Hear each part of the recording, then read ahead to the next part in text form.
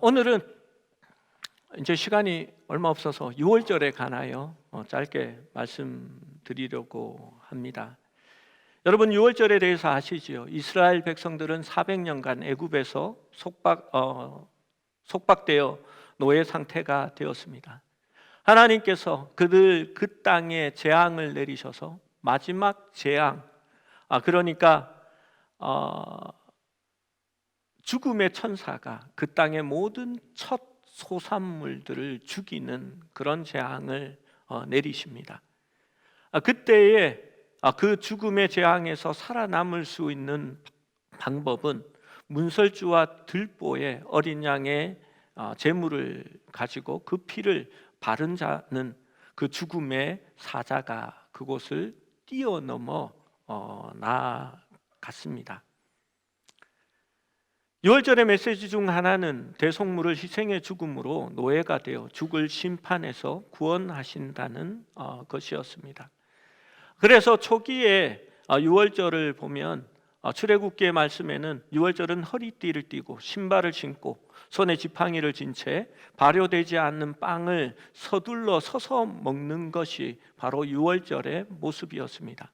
왜냐하면 애굽에서 빨리 떠나는 데에 초점이 맞춰져 있었기 때문입니다. 저는 이 6월절의 모습이 한국적인 모습이라 생각됩니다. 우리는 빨리 먹고 나가야 되는 민족이거든요. 앉아서 막 2시간, 3시간 이렇게 밥 먹고 있는 것을 보면 이렇게 막 마음이 그렇습니다. 우리는 이렇게 닭백숙을 시켜놓고 조금만 늦게 나오면 병아리 키워서 닭을 주나 이렇게 말하는 민족이고요. 또 우리 어르신들도 보면 3층에 커피를 내려놓고 이렇게 가만히 앉아서 이렇게 있는 사람이 없습니다. 언제 다 떨어지나 이렇게 하면서 아직도 내려지고 있는데 이렇게 손을 넣어서 컵들을 이미 잡고 있는 그런 모습을 봅니다. 그런데 예수님의 당시의 6월절은 좀 많이 변했습니다. 매우 긴 식사 속에서 편안한 자세로 이제 옆으로 누워서 6월절의 어린 양과 하나님의 선하신 구원에 대하여 논의합니다. 6월절에 먹는 어린 양은 성인 기준으로 10명에서 최대 20명까지 그 20명당 한 마리의 어린 양을 잡았습니다. 왜냐하면 율법에 6월절 어린 양은 남겨서는 되지 않기 때문입니다. 6월절은 가장의 감사 기도로부터 시작됩니다. 가장이 첫 번째 포도주 잔을 가지고 하나님께 감사 기도를 하고 가족들에게 나누는 것입니다. 여기에 포도주가 등장하자 많은 성도들이 이렇게 환호를 보냅니다. 여러분 착각하시면 안 됩니다. 이 성경 말씀에 하나님의 나시린 택한 자들은 일체 포도나무에서 나는 것들을 먹지 못하게 했고요. 제사장들을 얘기하는 것입니다. 그래서 저는 목사들이 술을 마시는 것에 대해서 반대합니다. 두 번째로 여기에서 포도주는 2배 이상을 희석한 것들입니다. 음료로 사용한 것이지 절대 술로 마신 것은 아닙니다. 6월절은 기념하고 그 의미를 되새기는 날입니다. 술에 취하여 원래의 목적을 침해하는 것을 허락하지 않았습니다. 두 번째로 그것이 끝나고 나면 손을 씻습니다. 그것이 6월절 그날의 이렇게 저녁 행사의 모습입니다. 손을 씻어야 되는 것은 깨끗하게 되어야 함을 의식적으로 표현한 것입니다. 그때 제자들이 교만과 경쟁, 시기와 질투로 누가 더 크냐라고 다툴 때에 예수님께서 손 씻을 물을 가져와서 제자들 발 앞에 엎드려 발을 씻어 주는 겁니다. 그것이 바로 6월절 만찬의 순서 속에 있었던 사건이 됩니다. 세 번째로 그 다음은 애굽에서 노예로 지낸 괴로움을 상징하는 쓴 채소들을 먹게 됩니다. 우리처럼 이렇게 상추에 고기 싸서 먹듯이 이렇게 싸 먹는 것이 아니고요. 이들은 그것을 즙을 냅니다. 그리고 견과류와 과일도 함께 빻아서 이렇게 퓨레처럼 끈적끈적하게 만들어 놓고요. 그것을 그릇에 담습니다. 그래서 그 쓴 물을 빵에 찍어서 함께 담갔다가 먹게 되는 겁니다. 마가복음 14장 20절에 그들에게 이르시되 열둘 중에 하나 곧 나와 함께 그릇에 손을 넣는 자가 바로 나를 팔자다라고 얘기합니다. 바로 그 말씀이 그 이야기입니다. 쓴 나무를 빻은 이렇게 그릇에 함께 빵 조각을 이렇게 넣어서 찍는 그 사람이 바로 그다라고 얘기합니다. 그 다음 순서는 할렐 찬양을 부릅니다. 시편 113편에서 118편이 바로 할렐의 찬양입니다. 그 중에서 113편과 114편을 먼저 부르게 됩니다. 그리고 나서 가족이라면 아버지, 그리고 아니면 그 가정 중에 가장이 유월절의 모든 의미를 설명하고 전달하게 됩니다. 그리고 두 번째 희석된 포도주 잔을 마시게 되는 것입니다. 누가복음 22장 17절에서 18절의 잔은 두 번째 잔인 것 같습니다. 이에 잔을 받으사 감사 기도하시고 이르시되 이것을 갖다가 너희끼리 나누라. 내가 너희에게 이르노니 내가 이제부터 하나님 나라가 임할 때까지 포도나무에서 난 것을 다시 마시지 아니하시리라 라고 얘기합니다. 흔히 이 말씀을 보면서 질문하는 성도들이 있습니다. 성찬식은 떡을 먹고 그 다음 잔을 먹게 되는데 왜 성경에는 잔을 먹고 떡을 먹고 또 잔을 먹느냐라고 얘기합니다. 실제로 6월절에는 잔을 4번을 먹게 됩니다. 잔을 먹고 그 다음 이렇게 떡을 먹고 그 다음 잔을 먹고 그 다음 할렐의 찬양을 마지막 4장을 하고 난 다음에 다시 또 잔을 먹게 됩니다. 그런데 우리가 나타내려고 하는 것은 두 번의 오늘 본문에는 두 번의 잔을 나타냅니다. 그리고 성찬식에서 취한 잔은 한 번으로 기록되어집니다. 6월절은 바로 저녁 때부터 이루어지지요. 양은 미리 잡아서 준비하게 되고요. 그 다음에 해가 떨어지면 바로 금요일이 시작된 겁니다. 우리는 이렇게 되는 거죠. 자고 일어나야 밤 24시를 기준으로 날이 되는데 보통 6시를 기준으로 다음 날이 되어지는 겁니다. 그러니까 저녁 식사를 먼저 하고 이미 하루가 저녁 먹을 때부터 시작되어지고 있는 것입니다. 이제 남은 순서는 무교병과 함께 양고기를 먹는 것이 남아 있습니다. 이것이 주된 식사입니다. 그런데 예수님께서는 이미 미리 알고 계십니다. 6월절은 그의 인생에서 이 6월절은 그의 인생에서 그 어느 6월절보다도 더 마음에 격한 그러한 이렇게 심정을 주었을 것입니다. 예수님은 이제 그날 오후, 그러니까 밤이 지나고 나서 오후에 하나님이 친히 준비하신 6월절의 어린 양으로 저주의 상징인 나무에 달려 생명을 내어주시기 때문입니다. 여러분, 사람들은 6월절마다 각자 흠없는 양을 준비해 오고 그것을 준비하지 못한 사람들은 돈으로 가져와서 예루살렘에서 양을 샀습니다. 그런데 하나님께서 처음 율법이 아니라 출애굽하기 이전부터 말씀하신 모리아 땅, 그 땅에서 내가 하나님께서 친히 제물을 준비하시겠다, 여호와께서 친히 준비하시겠다, 여호와 이레라고 한 그곳에 예수님께서 하나님이 친히 준비하신 제물이 되어 오신 것입니다. 그리고 그날 자기가 죽어야 할 것이라는 것을 예수님께서 알고 있었습니다. 그래서 오늘 말씀에 때가 참해라고 얘기하신 것이고, 또 예수님께서 이 마지막 유월절을 너희와 함께 하기를 원했고 또 원했다라고 기록한 것입니다. 그런데 여기서부터 갑자기 달라집니다. 유월절이 아니라 예수님께서는 거기에서 유월절의 여러 순서들 중에 두 가지를 취하십니다.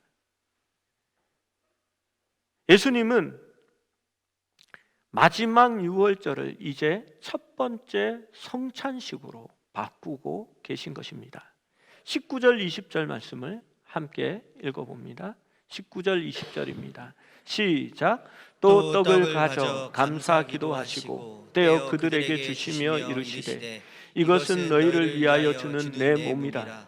너희가 이를 행하여 나를 기념하라 하시고 저녁 먹은 후에 잔도 그와 같이 하여 이르시되 내 잔은 내 피로 세우는 새 언약이니 곧 너희를 위하여 붓는 것이라.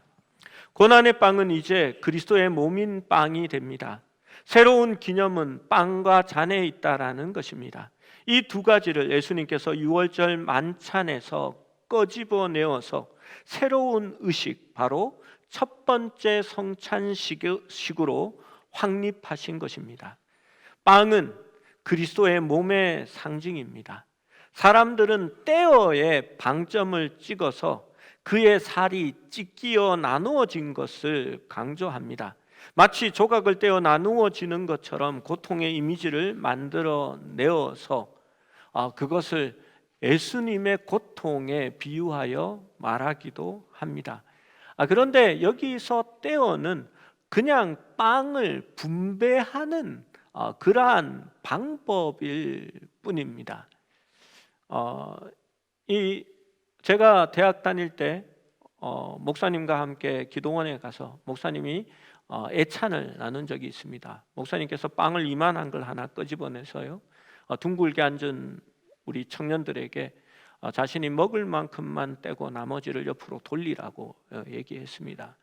빵 전부 요만큼씩 떼어내고 옆으로 빵이 잘 돌아가고 있었습니다. 제 친구 차례가 되었는데요, 제 친구가 빵을 진짜 조금만 이렇게 떼어냈습니다. 저 친구가 왜 저렇게 조금만 떼어내지 할 때에 그 친구가 이만한 빵을 자기 앞에 놓고 요만큼 떼어낸 걸 옆으로 주었습니다.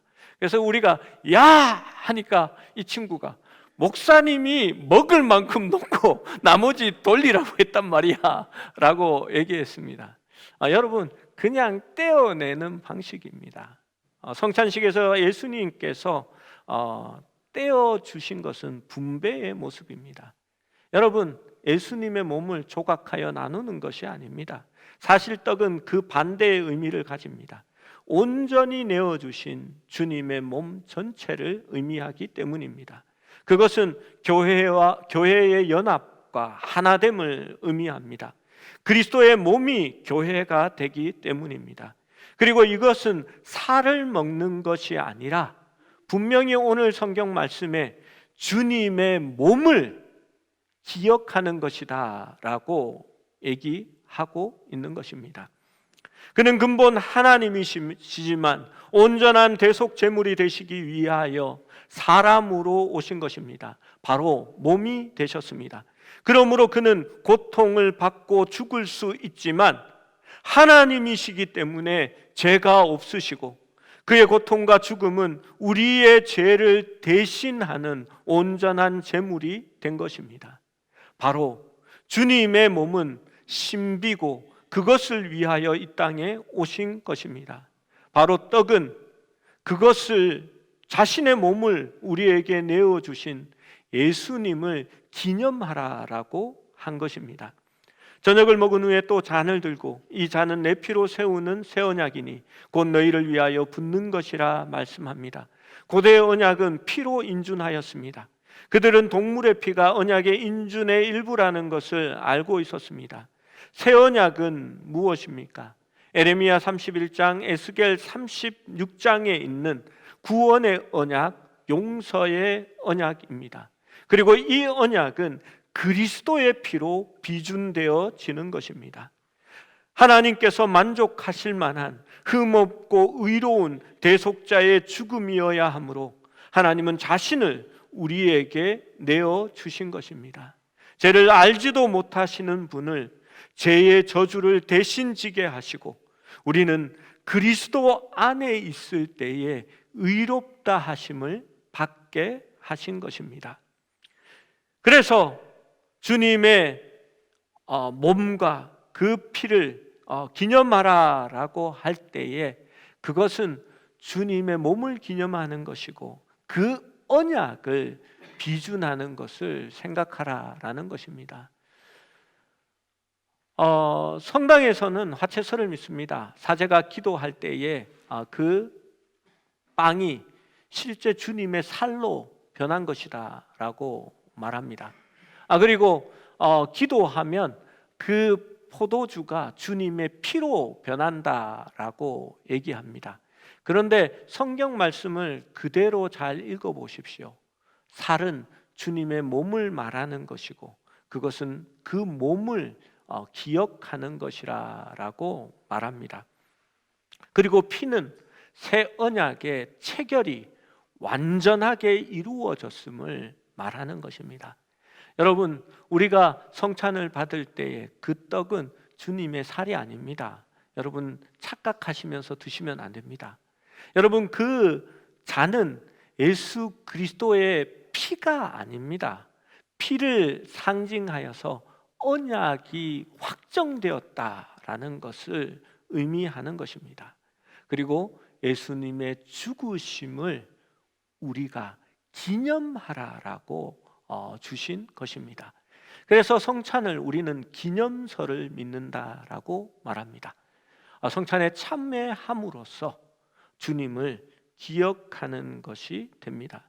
이 본문이 마지막 유월절이자 첫 번째 성찬식으로 기억되는 것입니다. 그런데 우리가 성찬식을 할 때에 보통 고린도전서의 말씀을 가지고 성찬의 본문을 삼습니다.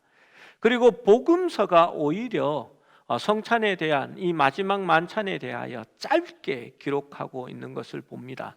여러분, 왜 그러냐 하면 고린도전서가 먼저 성경으로 기록되어집니다. 그리고 복음서가 나중에 기록되어지게 되지요. 마가복음 서론을 할 때 제가 설명을 드렸습니다.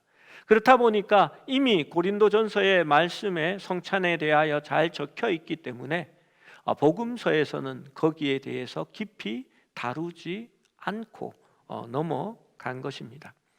예수님은 우리에게 이 성찬을 행하여 나를 기념하라라고 말씀하셨습니다. 그래서 아마 성찬보 앞에도 제가 안 보이니까 뭐라고 적혀져 있습니까? 예, 나를 기념하라라고 적어 놓고 있습니다. 여러분, 기념하라라는 것은 잊지 않고 마음에 간직하라라는 문자적 의미를 가집니다. 예수님께서 우리를 위하여 이 땅에 오시고 나의 죄를 위한 대속물이 되셨음을 기억하고 그 의미를 삶의 중심에 두라는 의미입니다. 주님께서 나 같은 죄인을 용서하셨다면, 그래서 내가 하나님의 자녀가 될 수 있었다면, 그 의미를 내 삶의 중심을 두고 산다면 우리도 용서할 수 있어야 한다고 말하는 것이고, 성찬의 의미가 주님의 몸에 참여하는 것이 된다면 공동체의 하나됨을 지킬 수 있어야 바로 온전한 성찬에 참여하고 기념하는 것이 됩니다. 그래서 성찬을 나누기 전에 형제와 자매와 싸운 것이 기억나고 너희 마음속에 미움이 있다면 두고 가서 화해하고 참여하라라고 말씀하시는 것입니다. 우리가 성찬에 대한 본문을 읽었으므로 성찬식을 할 때에 따로 말씀은 드리지 않고 바로 이어서 성찬식을 진행하겠습니다.